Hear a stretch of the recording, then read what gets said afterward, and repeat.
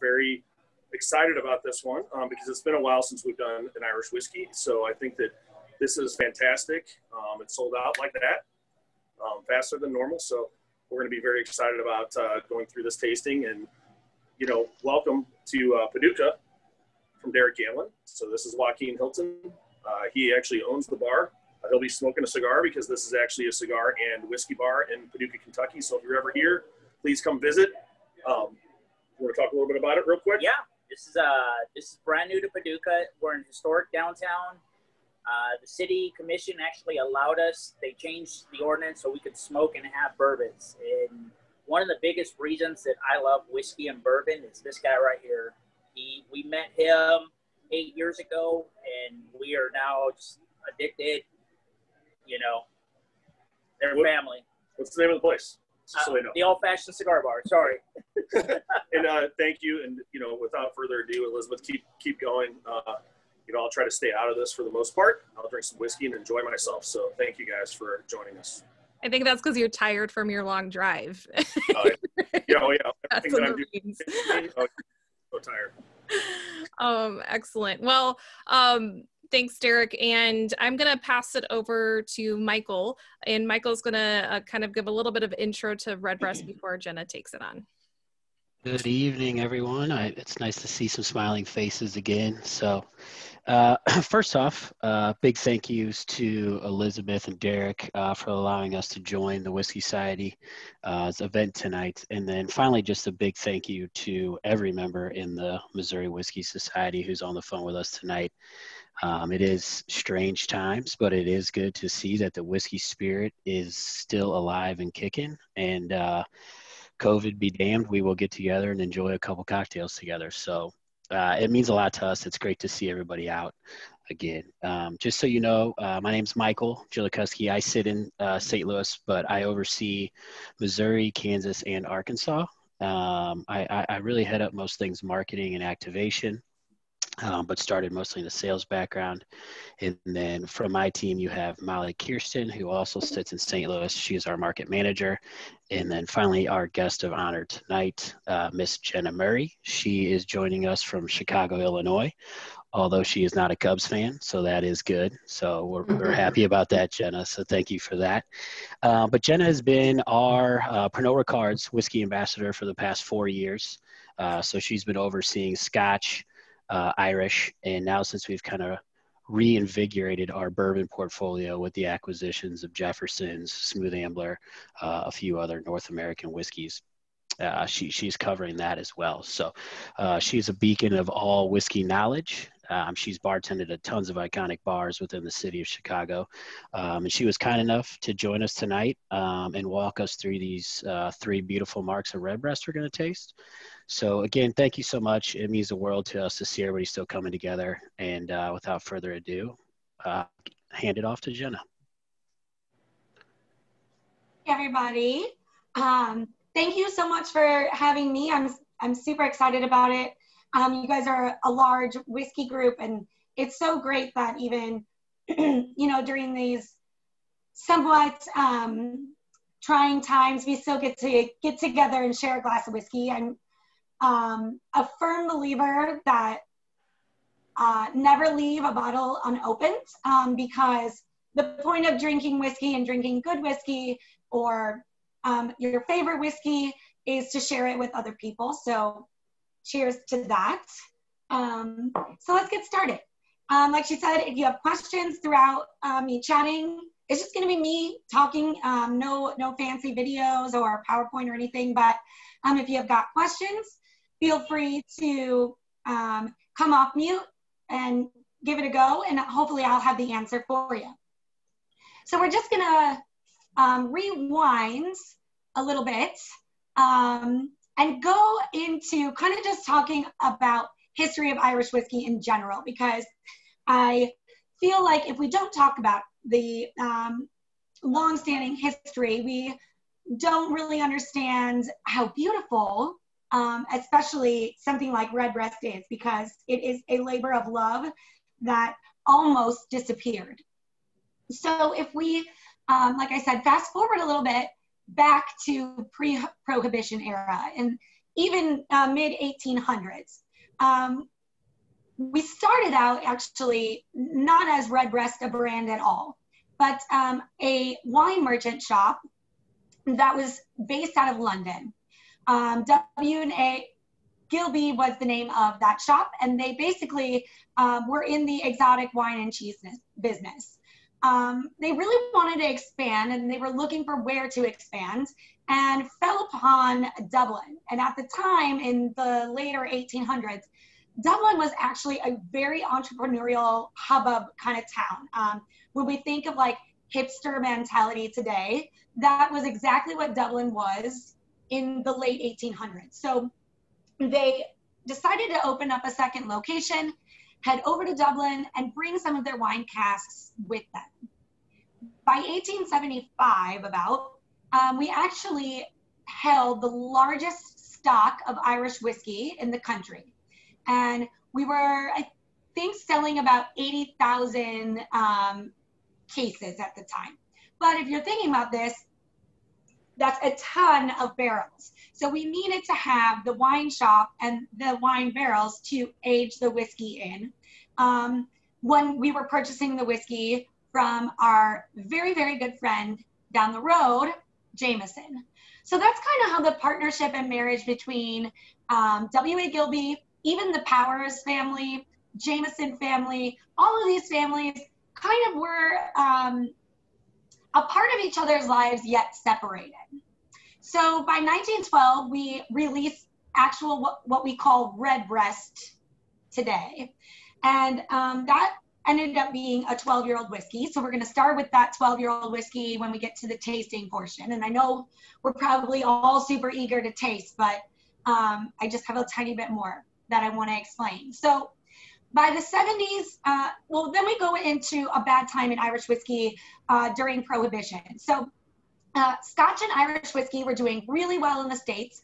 Irish whiskey actually the best out of all. And then the US decides that they're not going to sell alcohol anymore. This is detrimental to the Irish whiskey business.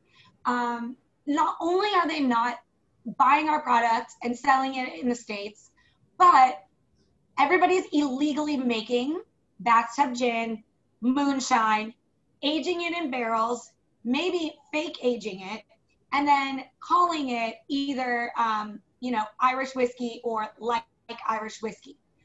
So by the time we get to, past Prohibition, not only have we dealt with all of the loss in sales there, we're also dealing with having to recover our namesake and our taste profile, because so many people then referred to Irish whiskey as something that was not very good. The Scotch whiskey business was still booming. They just somehow at an opportunity hit their stride at a moment where we were losing ours. And unfortunately, almost all Irish whiskey distilleries folded. We started out with some upwards of over 100 distilleries in Ireland. And by the time, all was said and done, there was maybe 5 to 6 left. So what does that mean for us? And what does that mean for Irish Distillers Limited? So the greatest part about all of this is that the Powers family, the Jameson family, now Redbreast, also the Middleton family, decided, and several others, if you have had Patty before, we used to be a part of that, but they all decided to gather together and to form Irish Distillers Limited in order to survive. So that's where we are today, in Middleton in County Cork, at a very southern tip of the island of Ireland. So everything that we're going to taste today is still being made in Middleton in County Cork, where we continue to make Jameson, the Spots, Powers, and also, of course, Redbreast. So we're going to start with Redbreast 12. And this product was then relaunched into the US in 1991. So we're not really talking, that long ago when we're reinvigorating these single pot still brands. We had to remember that IDL probably wouldn't have survived if we didn't put, at least in the beginning, all our eggs in one basket, hence Jameson. So as much as we know the flavor profile and the process for Jameson, which I'll explain if you don't, is slightly different than single pot still, like Redbreast. Without Jameson, we wouldn't have all these other beautiful, smaller production single pot still whiskeys. So for that, I'm so very thankful for Jameson, and I hope it continues to be the #1 selling Irish whiskey in the world. So we have the opportunity to also taste more unique expressions and save the history of single pot still. So now, any questions so far on history? And if not, that's totally okay, because we're going to go into process, which I think is a little bit more complicated. I heard somebody.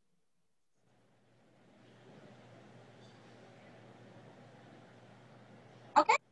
Well, then we'll just keep, go Cubs, I saw that, come in the chat. And if you don't feel like coming off mute and you want to ask something, I can see the chat, so feel free to throw it in there and I will answer for you. Okay, so what does single pot still whiskey mean as opposed to Irish whiskey? My favorite thing to do when people have no idea is to blow their minds with the idea that when we talk about Scotch, right, we know all single malt Scotch is Scotch, all blended Scotch is Scotch, but they are not the same category.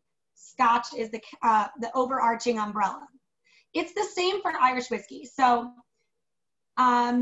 Jameson, for example, is a blended Irish whiskey, same as would be Chivas to Scotch. And then Redbreast is single pot still. So let's talk about what single pot still means and the process. We all know that in order to be an Irish whiskey, you just have to be a combination of some sort of malted whiskey and then a grain. So what's very interesting for single pot still is that we don't use any grain whiskey. So we're going to eliminate thinking about the big giant machine that makes lots of liters of new make spirit that then gets aged to become whiskey. That is out of the picture. We don't use that machine, even though it's on the property. We have 3 beautiful copper pot stills that we use to make single pot still whiskey. So although we're saying single pot still, it's actually triple distilled. So we have a total of 3 sets of copper pot stills. And then single just refers to a singular location. I hope that all makes sense. So we're triple distilling in copper pot stills. So rule number 1. And then has to be made with a mash bill of both malted and unmalted barley. So why we do this? We know Scotch has to be 100% malted barley. Why are the Irish putting in unmalted barley? We did discover during production that the use of both together and a higher impart of unmalted barley actually produced a really silky, creamy mouthfeel to the whiskey. So in a few minutes here, when we get to the tasting portion, I want you to just really remember texture. The best way to point out a single pot still Irish whiskey when you're doing a tasting, and it might be kind of a fun thing to do with your friends, but line up a bunch of whiskeys and not know what one's what. So American, Canadian, single pot still, even Irish, you will immediately be able to pick out what whiskey is single pot still from the texture alone. So in a little bit, when we get to the tasting, remember texture. It also imparts a very sweet characteristic. So we're getting a little bit more of a Werther's candy, kind of biscuity cereal, but also a little malty. So it's a really nice blend of malted barley and unmalted barley marrying together to create our new make. Why did we originally do this? Yes, we discovered the texture and the flavor profile was beautiful for us with the nice spiciness in the finish. But the reason we kind of did it, and I'll be super candid, is the British were taxing malted barley and not taxing unmalted barley. So if we wanted to make our whiskey less expensive to produce, we decided to use a higher count of unmalted barley and less of malted. Therefore, just eliminating a higher tax bracket and getting a little bit of a break. Okay, second most important thing about pot still whiskey, or all whiskey to be quite honest, is water. At Middleton, we are sourced from the Dingorney River. It's right outside our property, it's on our property line, and so we're getting all of our water supply from there. And then, if I'm assuming, since we're all part of this whiskey club, that you are very familiar with milling, mashing, and fermentation. So now we've got our beer by the end of fermentation, and we're going into our triple distillation.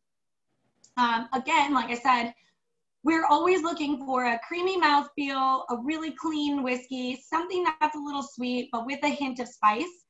And I think majority of that comes from the triple distillation. So we're really getting an opportunity for that third distillation to cut a really nice heart. So we're getting rid of a larger portion of heads and tails that we reuse in, the next distillation. Jenna, can you kind of break that down? I think there might be some people in our group that may not understand the heads and tails and the hearts. Can you do a really quick of what that is? Yes. Okay. So the best way to kind of describe this is thinking about the concentration of the vapors.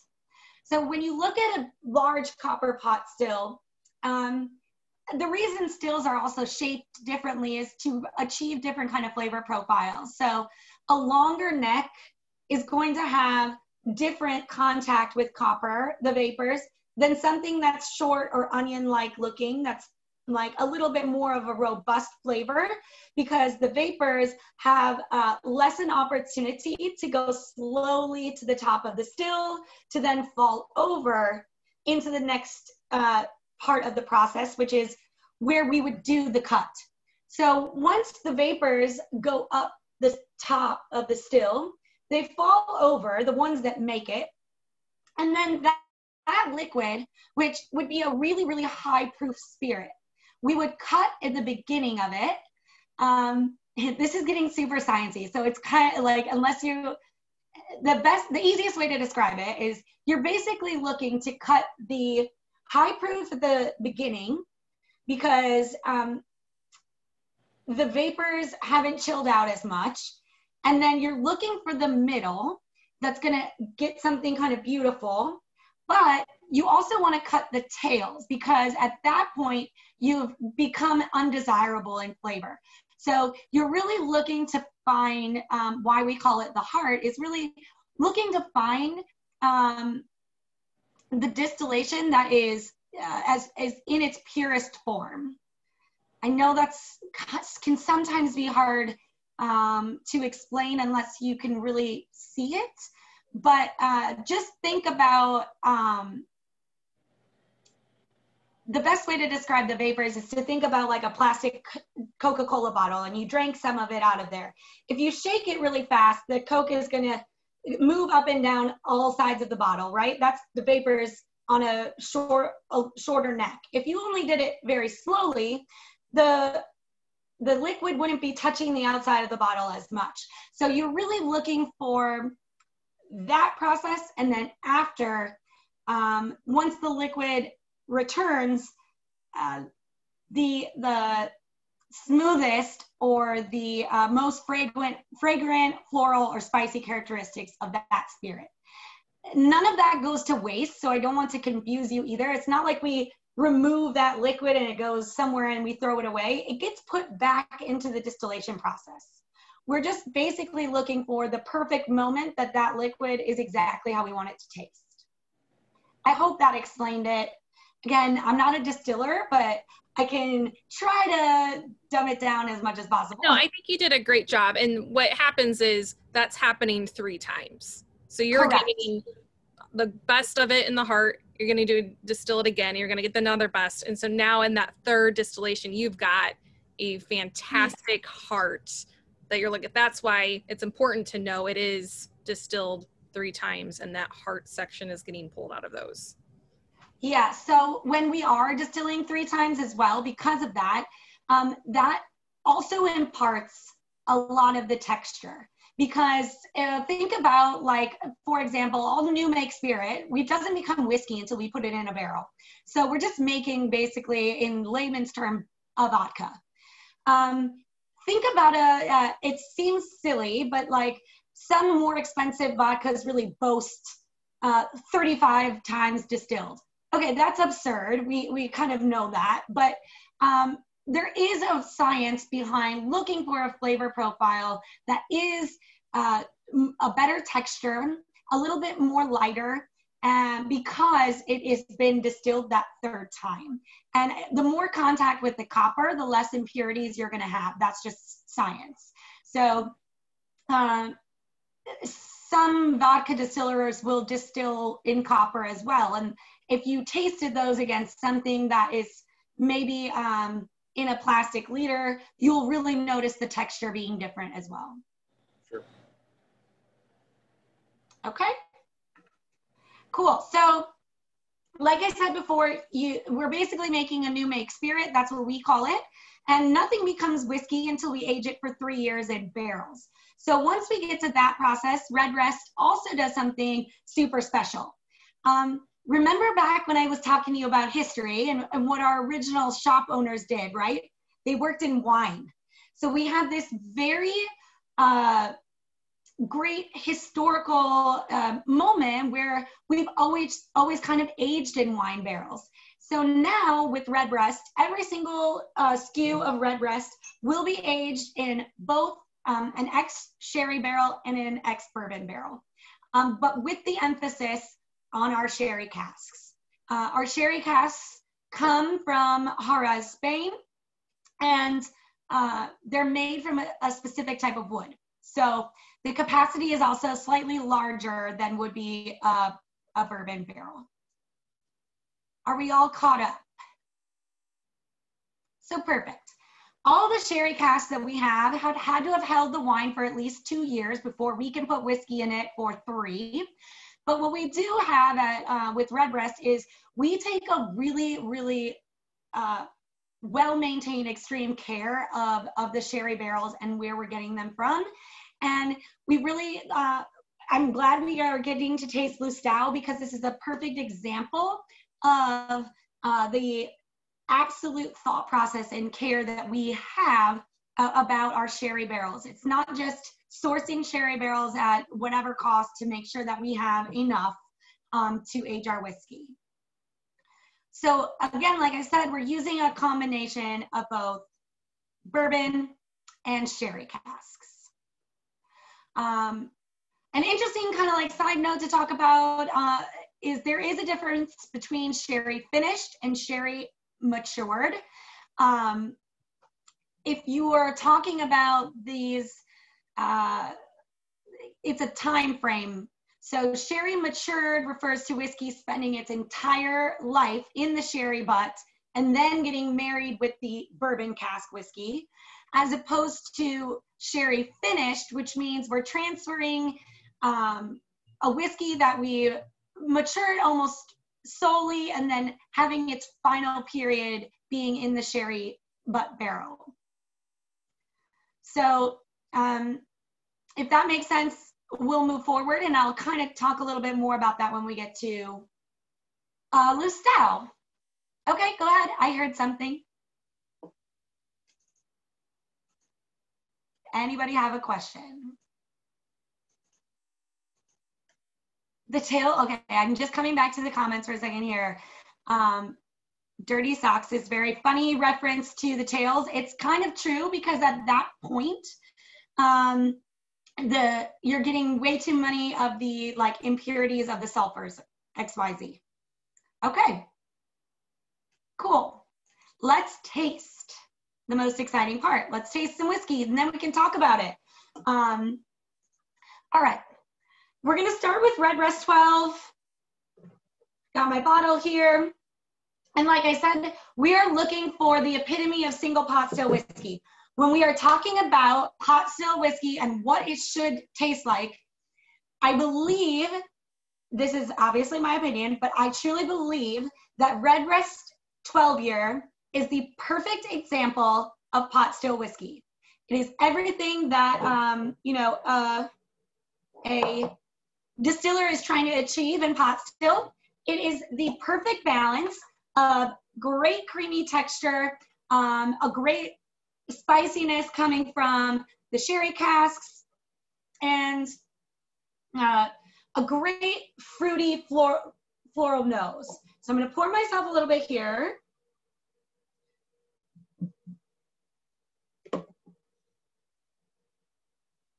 And as we taste along, I'll kind of give you some of my notes, but I also love to see what people type into the chat. So if you smell something that I'm not saying, please feel free to tell us.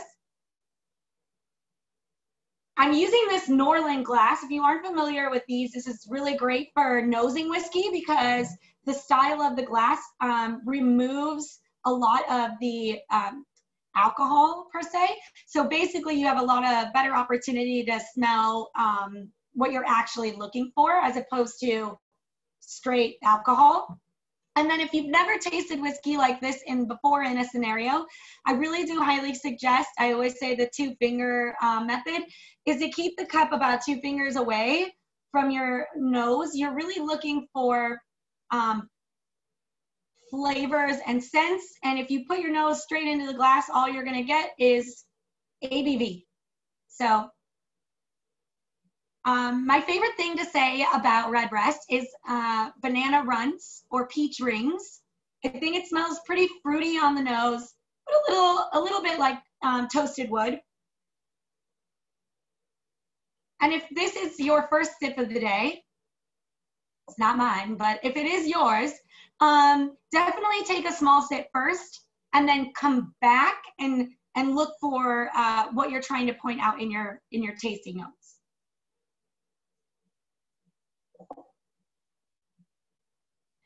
Like I said to you before, I really wanted you to look for texture. I mean, I can, for those of you that have your camera on, see you raise your hand if you think this texture is like phenomenal. It's so creamy. It's like butterscotch, buttery. I don't think that any other whiskey has this kind of texture. And that's why I can immediately point it out when I do a blind tasting of a bunch of whiskeys. What's beautiful about the finish is that you do get the sherry notes in Redbreast 12, and I get a little bit of that spicy characteristic coming from the sherry barrels. So when we talk about barrels, higher bourbon, more butterscotch, caramel, higher sherry, more spice, like baking spices, cardamom, cinnamon. You want to be looking for those. I think this to me has a great finish. It's really long, it lingers, but it's also very easy, and it makes you kind of salivate because the oily texture from the triple distillation makes me want to go back and have another sip. The texture is super oily, and we're going to notice it more once we get to my favorite whiskey of the night. But excuse me, I'm going to have a little sip of water. Okay. Keith, I see your comment, definitely a spice. Yes. And you're looking for that warm feeling here. When I think about sherry spice, I think about, you know, like Christmas time or like Christmas snacks and stuff. That is I like to use things that people can relate to instead of me saying, it tastes like the bark from a tree down the street. Make them food relatable because we all know what those things taste like. So what do we think of 12? Anybody want to chime in and give me some comments? Anybody think that, you know, this is crazy different than what you thought Irish whiskey tasted like? Well, this is, I have not really experienced much of your products. And so the Irish category I'm not as familiar with as the bourbon categories or others. And this is fantastic. Like, I really like a smoother finished whiskey, something that does linger, but isn't like a kick you in the face linger or in the front linger. So overall, I think this is a fantastic Irish, I mean, and it was very interesting. I really didn't know much about, you know, the single pot still. And I thought your explanation of that was like, okay, well, now I understand all of that. So I understand like the finishing part, but it was just, how does Irish classify that single pot still? So I think this is fantastic. Very smooth, very warm, but not hot. Yeah, that's great. Yeah. Very smooth and warm, but not hot is a great, I'm going to use that one. I like that. Okay. Well, I feel like we're talking so fast, and so we won't rush. Enjoy your 12-year. I'll tell you, you know, a little bit about our Cooper while we're enjoying this little dram of 12, then we'll go to Lustau. But Jared Buckley, who is our Cooper, he's a 5th generation Cooper, and so he's been, you know, a part of the Middleton Distillery for a long time. And he is definitely the, you know, the pride of all of our barrels. So like I said, we still have a barrel house, we still have a Cooper, and those things are very important. The tools that Jer uses at Middleton are tools that have been passed down from generation to generation. So it's very funny. He has told us that he thinks that the tools are from maybe the late 1700s, early 1800s. So just a fantastic, you know, addition into our story at Middleton is that we still have somebody there that is a Cooper and is looking and thinking about the barrel and the beauty of the barrel, you know, every day. Okay, so let's move on to Lustau because this one is a little bit more complicated. So Redbreast Lustau, this is not also that, you know, long ago in the making. We released Redbreast Lustau, I believe 4 or 5 years ago. And basically it was an edition born out of a collaboration between ourselves and the Bodega Lustau, which is in Jerez, Spain. So we really love sherry casks and we love wine barrels. And so we really wanted to work with a bodega. So we had the master distiller and blender go over to the Bodega Lustau, have a conversation with them about doing something together. They were very, very reluctant. And to be quite honest, it took quite some time for them to understand that we cared as much as they do. The process of making sherry is it's a timeless tradition. And so we invited them to see us and come see our distillery. And once we did that, they understood that we weren't just making a big box brand of whiskey and that we really did care about the entire process of what happened to the barrels, and that we also really cared about how beautiful we could complement our whiskey with their barrels. And actually, while I was sitting here, I have the video. So I'm going to share my screen with you so that you can watch our little video about the Redbreast Lustau, okay? 1 second, sorry, I have to share my screen. Sometimes, Jenna, audios on videos may not work. You can try it. I just don't know if it'll work. I think it may. I think I know how to do it. Oh, you might have to enable me. Okay. So while we're doing that, pour yourself some Lustau, and then we'll watch the nice little video. But here I want you to look for, dump that 12 out. I want you to think about sherry.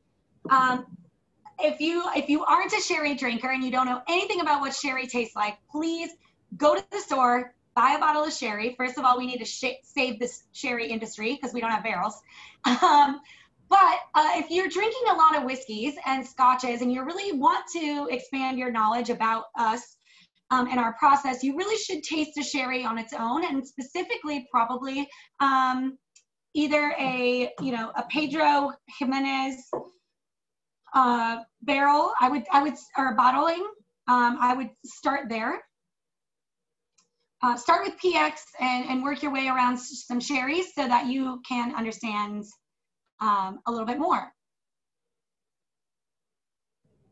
Let me know. I think okay. I'm able. Okay, great. Share my computer sound.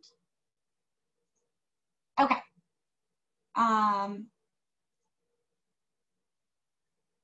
Here we go. Okay. I'm sure you can probably see my screen now. And I will play the video. Enjoy. Fallen and fields have been kissed with frost. A brave little bird provides Ireland with a dart of colour. The robin redbreast. Unlike the bird that shares its name, there is one Irish redbreast that's shaped by sunnier lands. Introducing Redbreast Lustau edition, a remarkable Irish whiskey with a superlative sherry finish inherited from Spain. Redbreast fans have always held the sherry notes of our whiskey in high esteem, and when we set out to embellish that aspect of its character, we looked no further than the Bodegas Lustau of Jerez, Spain. The perfectionism and stubbornly traditional approach of Bodegas Lustau mirrors our own. We're very precious about our whiskey, but in Lustau, we have a very safe pair of hands, and knew their casks would do our whiskey proud. Side by side, their chief winemaker Manolo Lozano and our master blender Billy Lighton hand-picked Lustau's finest first fill Oloroso sherry casks to finish our single pot still whiskey.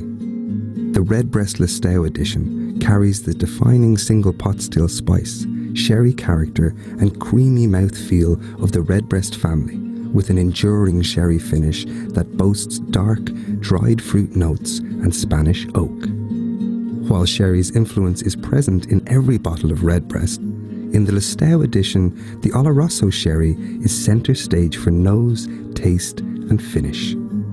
The Robin Redbreast might be a bit of a homebody, but for Lustau edition, we think this long-distance relationship was well worth it. Discover the newest branch on the Redbreast family tree. Okay, so I know that's like a little gimmicky, and that's fine, but I really wanted you to see that there was a thought process behind the partnership. It wasn't just a random, we're going to partner with Lustau, we're going to slap their name on our box, and hopefully that makes sherry fans also want to buy our whiskey, because the care and thought process that both of us do needed to be the same in order for this partnership to work. So let's smell it, because I smell all prune, all fig, and I think it's really interesting. Hey Jenna, it's Mike here. While they're tasting, there was a couple questions that were in the chat. It may be easier if I kind of read them off, and then while they're tasting, we can see if we can snag a few answers. So the question was, do we recondition and rechar the barrels? All of our oak barrels are charred, and all of our Lustau and sherry casks, both, are slightly toasted. Okay. How often do we reuse the sherry barrels? And if you could suggest a sherry to try, that would, I imagine, give us some profiles on the barrels we're resting Lustau in. So with this specific edition of Lustau that you have in front of you, it's Lustau Oloroso sherry casks. So that is going to be a little bit drier, but a little bit sweet, slightly drier, a lot of marzipan, and like sweet, a little bit more on the sweeter side for sherries. I would suggest if you go into your local store or whatever, or you go to Drizzly and buy a bottle or whatever, to look for either Oloroso or Pedro Jimenez. Both of those are the most often used for whiskey aging. And again, those barrels are slightly toasted. Thank you, Jenna. How many times do we reuse them? I'm sorry, I didn't answer that part. Think of barrels like tea.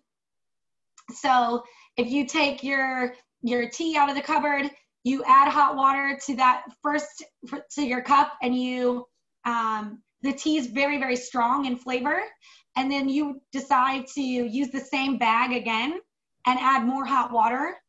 You're not as strong of a tea. So it's the same for barrels. So obviously, if we use it 2, 3, 4 times, we're not imparting as much flavor. Sometimes we need to use the barrel 2, 3, 4 times because we are trying not to impart as much oak or sherry, because maybe we need to just rest it for a longer period of time, and we don't need to be picking up all the extreme nuances of a newer barrel. Awesome, Jenna. Thank you. I think this one's for me is a Lustau special edition or readily available. This should be an everyday item. I think currently sitting at our distributor, we have about 60 bottles. But if you want to plug your email into this chat, I can copy it and I could send you over a distribution list of locations that have purchased. But always be a good idea to give a call ahead, but you should be able to find it in most of your larger broader selection whiskey accounts, And your Michael, Total Wines, Randall's. Oh. If you would want to get that over to me, I could push that out to all of our members so they know where to get it. Yeah, we can. I'll clean it up and get something a little easier to work, but I can show you guys some points of purchase opportunities. Yeah, I also think that some people are asking about retail price. So if we could get, just like a retail, obviously in general, all retailers are going to have a different price, but we can give you guys, maybe just a price point of what the average is in the market.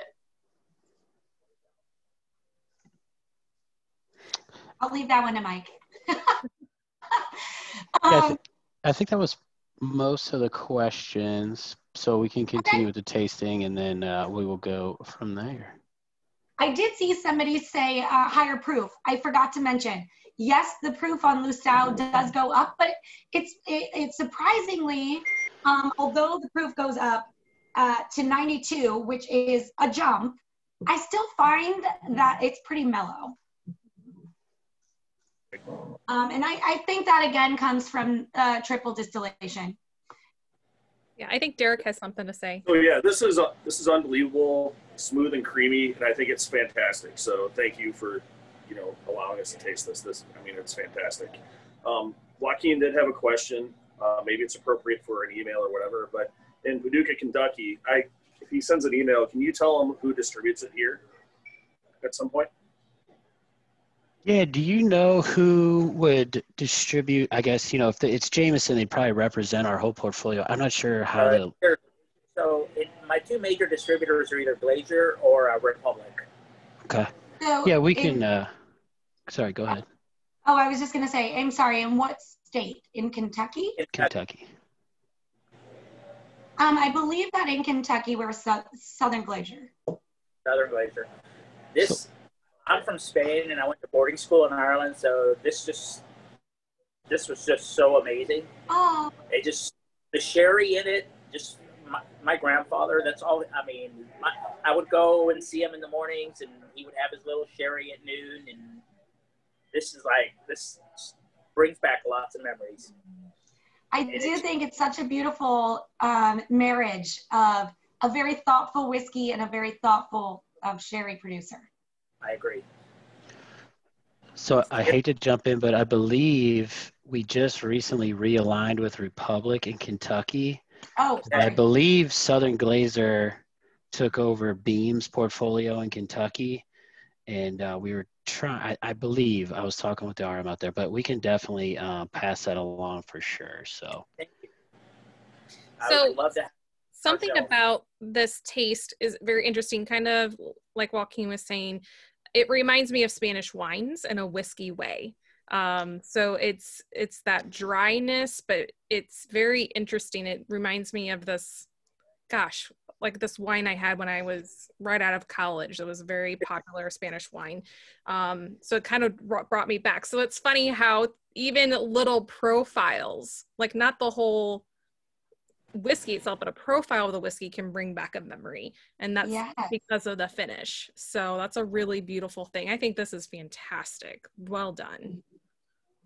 I once had a whiskey I tasted, and because I've been doing this for a very long time. So once I had a few years back, I tasted a whiskey that literally transported me to being in my grandfather's garage. Like, I'm from Wisconsin, scaling a fish, and that's what it tasted. It's what it tasted like, but it time traveled me. And I think that I love that, not only about whiskey, but anything that you brings back good feelings from taste and smell. But whiskey especially does bring out those things, and that's why it's beautiful. Okay, so I think what we should do is get into the star of the show. I can't even believe we're all doing this. I'm so grateful to be sharing this dram with you, because it is literally in my top 3 whiskeys of all time, which is Redbreast 21. That being said, it is the most awarded and decorated single pot still Irish whiskey that exists. We also won Whiskey of the Year a few years back, and that was out of all whiskeys: Canadian, Japanese, Scottish, Irish, American whiskey. So Redbreast 21 is 92 proof. I saw somebody say that. So a little bit higher in proof. Again, a combination of bourbon and sherry casks. But with 21, what I really want everybody to think about is taking a trip to the tropics. Because to me, this is a tropical bomb in flavor. And it is honestly the most gorgeous, I think, top whiskeys on the planet that's readily available. 27 was pretty good, but this one is around at least all the time. Substituting for 15 is totally fine. I see somebody wrote that, and that is also a very gorgeous whiskey at a much more reasonable access. But 15 actually is my go-to out of all the Redbreast. I drink 15 when I pick in my everyday life. So I hope you enjoyed this. Think of tropical, vanilla. I mean, this is honestly, I'm so excited to share this with all of you, and I can't wait to hear what you have to say. To me, the finish is exactly what I'm looking for in malted barley as well. So when we're talking about using for pot still whiskey a combination of malted and unmalted barley, here I think the malt really gets a chance to shine in the finish.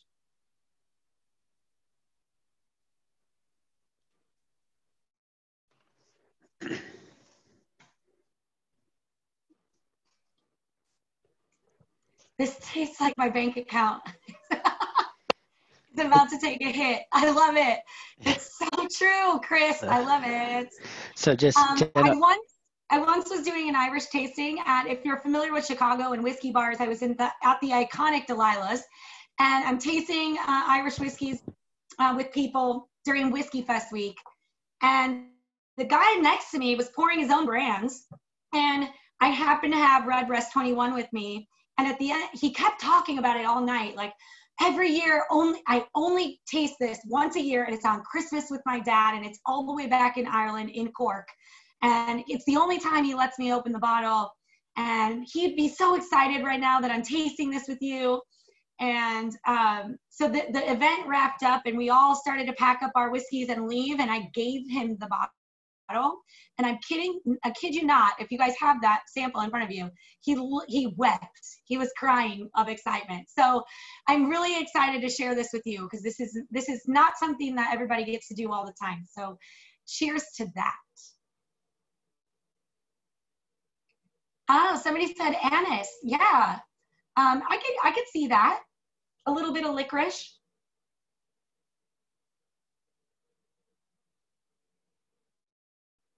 I get a lot of like almost a tiny bit of the bitterness from like a peach skin.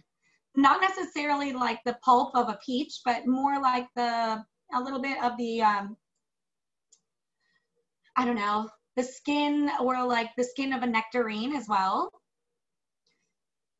which kind of has a little bit of a like that bitter characteristic, but also still sweet.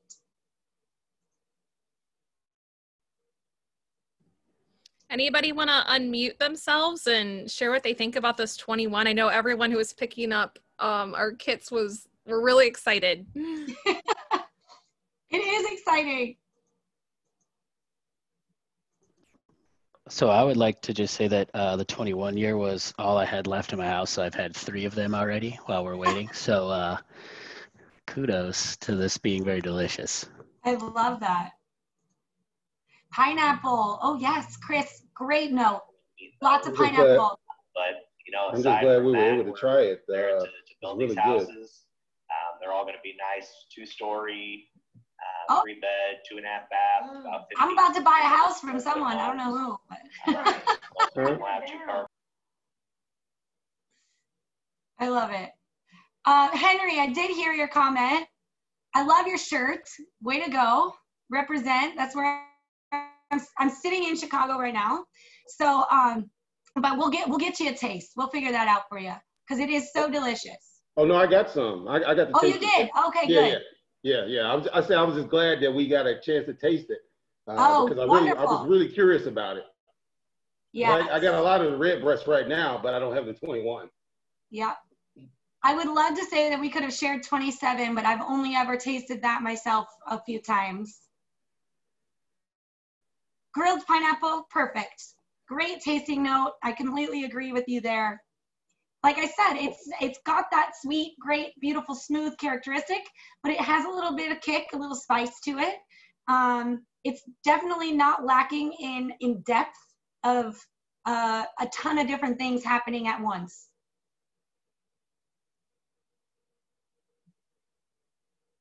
Well, since we have about 5 minutes, I think, even if it's not about the tasting, if you have any questions about Irish whiskey, Redbreast, how to get there, whatever, let's open it up. Feel free to ask, and then I'll end with a little cheers for us. Jenna, the only things I was going to add was for any of our avid Redbreast drinkers, you've probably noticed there has been a complete remodel of the packaging. We have updated all the bottles and shippers in recent years. I think it is kind of cool now. You'll notice the red robin if you're trying to collect all of the marks and you line them up from 12 all the way to 21. They will actually showcase the robin taking off of flight. So just something cool and quirky. I thought it was kind of neat. So it's kind of one of those collect them all and send the bird off into flight. And then the only other thing I have is for any of you who follow Schenken or the Mark Brown report, you'll know that Irish whiskeys are trending very well, which is great for us and great for you guys since you're drinking Irish whiskey. So please keep drinking them. That allows our distilleries to produce more of these one-off Lustau's and dig some stuff up from the basement and try some higher price expressions, which is always fun for everybody. So that was my little 2 cents. But is the cast strength still available? Yes.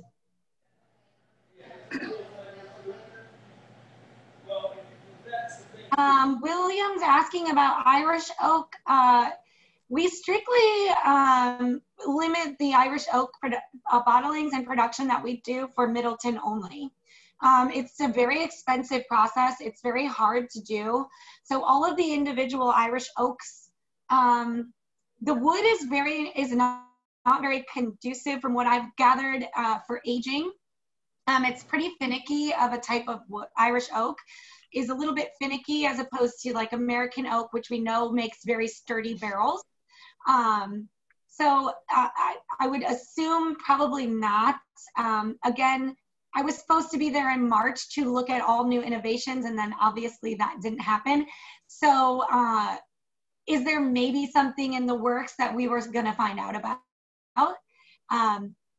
I don't know, but I would assume that most of our Irish oak would still be coming out of Middleton, and that is like the epitome of Irish whiskey, because we do everything Irish, ingredients, everything from grain to barrel. So you see, if yeah, you're just interested in other single pot, oops, sorry, Mike, but if you are interested in some other weird new expressions, we are releasing Method and Madness to the US, and there's also a couple new spots coming that I wish I could tell you about, but I can't, but they're coming, and I'm very excited to share them. So maybe I'll come back and we can talk about spots. Yeah, so just to kind of leave two teasers around Redbreast. So one, and Molly alluded it in the chat if you guys are looking. So there will be another 18 bottles of Redbreast 27 year allocated to Missouri. So that is finished in ruby port barrels. It is quite fantastic, and yes, quite pricey, but if you can get one, I highly suggest it. And then launching in our third quarter, so that's Jan, Feb, March for us as we're non-traditional, Redbreast small batch will be released in the US. There's only looking like 1,000 9-liter cases for the entire country.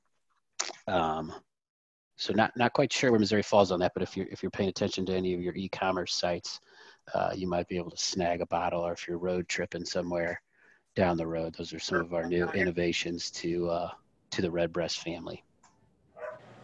William's showing off something. What do you have, William? Dream cask? I can't see it. Small batch. Oh, small batch. From Julio's and Redstone. Nice. Very nice. I don't think Missouri got any of these. From Julio or Julio's, like in Massachusetts? Yeah, yes. In Boston? Yeah. Yeah, so Boston is that is a win market for Redbreast. So we consider win markets our highly funded markets. So they get all the goodies, and then we're still just the flyover states. But so we keep fighting for them. Do you have any specialties that are in specific to duty free? That's a stumper for me. That's for Redbreast currently, no. So we did release some things. We have certain marks, such as Dream Cask, for example, impossible to find, and kind of was released as a exclusive. But as far as duty free exclusives, no. There's nothing made specifically for duty free. As far as I know. Well, any other questions? And then we can end our night with a toast. Right. I do have one comment. I do appreciate all the expressions, and the 21 is fantastic. Thank you again for supplying that, because, things like that are what make me want to try more Irish whiskeys. So I appreciate that. And I do appreciate the fact that this brand, Redbreast, has helped us all get away from, the old days of drinking Irish whiskey to get drunk and to do pound shots of Irish whiskey because it doesn't taste very good. So thank you for all that and introducing us to all three of these, because they're wonderful. And by the way, the Redbreast 15 is my go-to as well. So thank you. You're welcome. All right. Well, and to add on to what Derek just said, thank you for not only bringing us the 12 and the Lustau, but I really, really appreciate you guys sharing the 21 with us. We really, I think for all of us here on the Zoom, really greatly appreciate that. One thing that we love about the Missouri Whiskey Society is being able to taste something so that we can walk away, go into our local store and be able to pick up something that we love through this tasting. And thank you for being partners with us through this journey. And we are excited to have you here tonight. And If there's nothing else, any final woot-woots? Great. For allowing us to be here as part of you guys down here in Paducah, Kentucky. Thank you. You're welcome, Joaquin. Thank you. All right. Well, Jenna, do you have a toast for us? Yes. So I'll shamelessly plug myself first. If you follow whiskey Instagrams, mine is at the bottom of my screen where the name sits, but it is the Scotch Madam, and I appreciate all the love. And sometimes I talk about things that are going to come out before they come out. So it's always a good way to like get a sneak peek of maybe some future expressions. That being said, being a lady in the whiskey business is always been a fun game. So my favorite Irish toast is this. Here's to a sweetheart, a bottle, and a friend. The first handsome, the second full, and the last ever faithful. So cheers to you guys. Thank you so much. Thank you guys. I appreciate Cheers. spending this hour with you.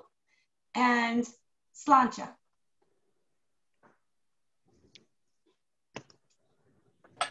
Wonderful. Well, that is a way to end your Wednesday night. So we look forward to seeing you guys next month, and more details of that coming out soon. Until then, please just be safe and God bless. Good night, everybody. Have a good night. Thank you guys. Take care. Thank you.